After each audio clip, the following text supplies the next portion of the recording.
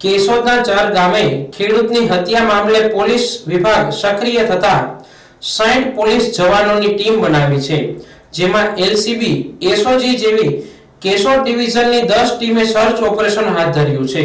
વિગતવાર જોઈએ તો કેશોદના ચર ગામથી કેશોદ જતા બાલાગામ રસ્તે ખેડૂત ખીમાનંદભાઈ માલદેવભાઈ બોરખતરિયાની બેરહેમીપૂર્વક હત્યા કરી દેવામાં આવી હતી। પોલીસે બાજુમાં આવેલ ખેતરનું ભાગ્યું રાખતા લીલાભાઈ ભીખાભાઈ ડાભી વિરુદ્ધ હત્યાનો ગુનો નોંધી તપાસ હાથ ધરી છે।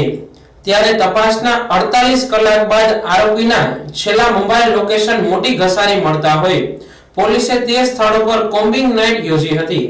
આ આરોપી તુવેર જેવા પાકમાં સંતાઈ ગયો હોય તેવા અનુમાન આધારે આ વિસ્તારના જાણકાર 20 જેટલા યુવાનોને સાથે રાખી મધ્યરાત્રિ દરમિયાન સઘન તપાસ હાથ ધરી હતી।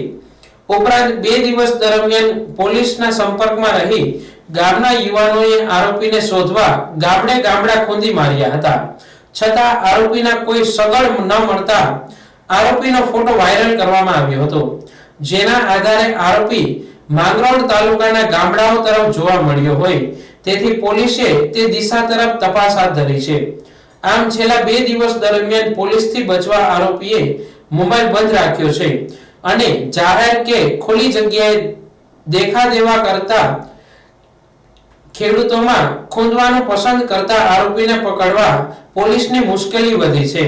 અત્યાર સુધીમાં સ્થાનિક અને ક્રાઇમ બ્રાન્ચની તેમજ ચર ગામના યુવાનોએ 25 કિલોમીટર દૂર સુધી પહોંચી આરોપીને શોધવા 65 કલાક દિવસ રાત એક કરી છે, છતાં આરોપી પોલીસ પકડથી દૂર હોવાની જાણકારી મળી રહી છે।